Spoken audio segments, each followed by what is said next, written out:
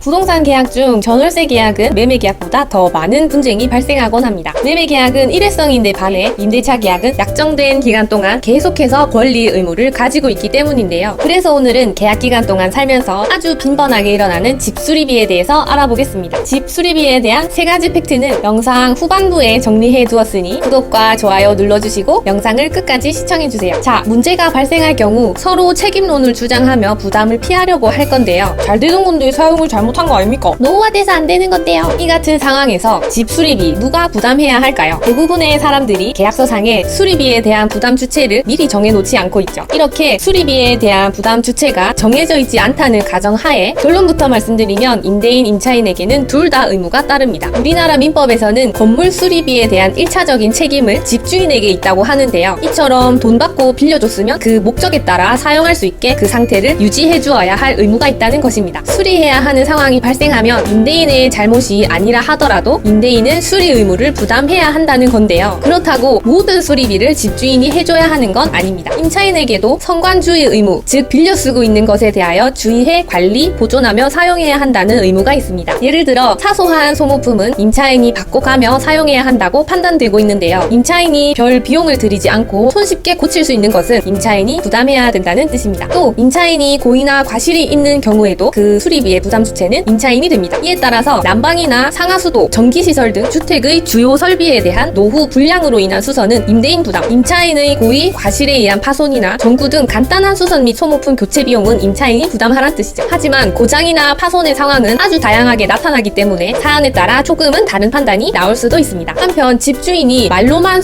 수리해주겠다고 하면서 미루는 경우를 겪으실 텐데요. 이런 경우 먼저 수리를 한 후 집주인에게 수리비를 청구할 수 있습니다. 단 무작정 아무거나 수리한 다음 돈 내놔 라고 하면 안 되고 사전에 임대인에게 미리 그 사실을 알려야 합니다. 다른 한편으로 수리가 되지 않아 생활에 지장이 있다면 지장 있는 만큼의 월세 지급을 거부할 수도 있고요. 따라서 집 수리비에 대한 3가지 진실 중 첫 번째는 임대인, 임차인은 둘 다 의무를 부담한다. 두 번째, 집주인이 나몰라라 하거나 수리비를 미루면 내가 수리하고 비용을 청구할 수 있고 경우에 따라서는 월세 지급도 거부할 수 있다. 마지막으로 3번째는 싸우기 싫으면 사전에 계약할 때부터 특이하게 대표적인 항목을 정해 수리비 부담 주체를 명확하게 해놓아라 입니다.